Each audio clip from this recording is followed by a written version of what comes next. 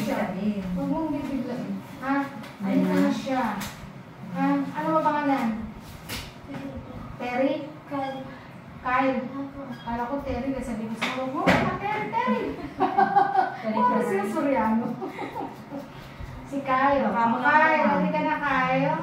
Ano lagay yung kamay mo sa ilalim? Dito na lang kasi para may pwersa. Masangat mo yung pet mo, ha? Ha? Harang kasi yan eh. Yan. Tulak ano kasi yun yung harang. Sige ma'am, relax mo lang para mabas ihi mo ha. Yan. Huwag mo kong tuloy.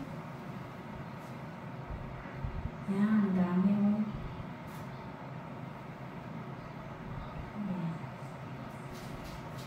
Yan, nakapipel ka ng oxy. Huwag ka ng 3cc ma'am. Lagyan ng oxy.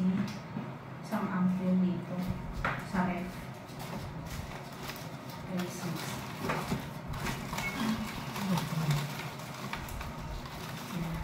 Ayan na. Mukha mo lang ma'am. 3cc. Sabi mo, Jesus mo. Puro right to ma'am. Sa taas ma'am. Dito sa taas. Tatuloy ka, ma. Bakit? Buksan mo itong cabinet. Ito.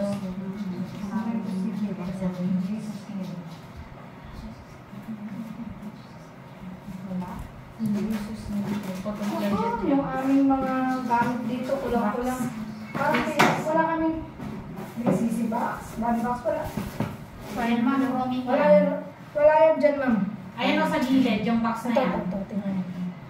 Ito, syringe yan. Yan. Sige, go. Man. Sige, Kamay mo dito. Sige, hila.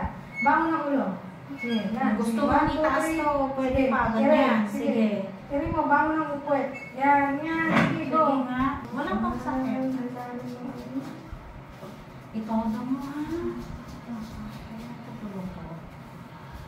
Kaya nga, hindi naman ako pagsama. Kaya kailangan, ma'am, hindi natin alam kung ito yung nakapulutot ang pusod. Kaya kailangan, pagka umirik ka, dire-diretso kasi pagka nung gano'n siya nasasakal, ha? Kasi dapat ang latest ultrasound. Dapat may latest ultrasound naman lang.